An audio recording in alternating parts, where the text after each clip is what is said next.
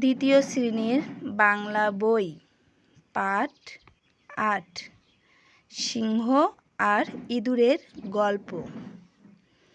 এক বনে এক বড় সিংহ বাস করত। একদিন সে ঘুমিয়েছিল গভীর ঘুম। তখন তার পাশে একটি ছোট ইঁদুর খেলা করছিল। খেলা করতে করতে সে সিংহের নাকের ভেতর ঢুকে গেল। সাথে সাথে সিংহের ঘুম ভেঙে গেল। সে খুব রেগে গেল। তারপর থাবা দিয়ে খপ করে ইঁদুরটাকে ধরে ফেলল।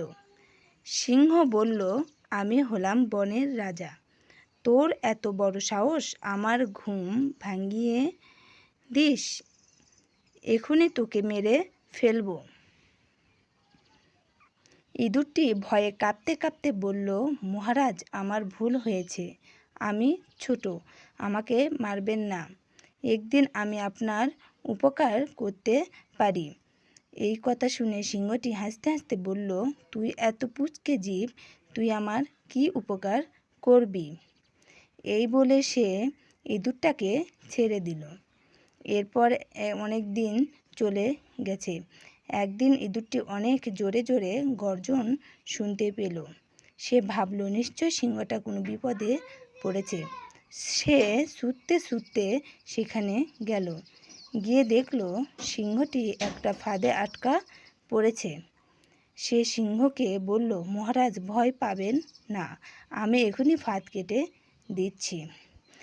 এই বলে সে ফাঁদের দড়িগুলো কুটকুট করে কেটে দিল। আর সাথে সাথে সিংহটি মুক্তি পেল। মুক্তি পেয়ে সিংহটি খুব খুশি হলো। সে ইঁদুরটাকে বলল, ছোটরাও অনেক বড় উপকার করতে পারে। এরপর সিংহ আর ইঁদুর দুজনে খুব বন্ধু হলো। বলে সিংহের ঘুম ভেঙে গেল কেন? সিংহের ঘুম ভেঙে গেল কেন? সিংহের নাকের ভিতর ইঁদুর ঢুকে গেল, তাই সিংহের ঘুম ভেঙে গেল।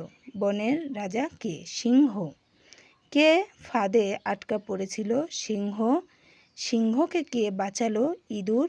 ইঁদুর কিভাবে সিংহকে বাঁচালো? ইঁদুর ফাঁদের জালটি কুটকুট করে কেটে দিল আর সিংহটি মুক্তি পেল।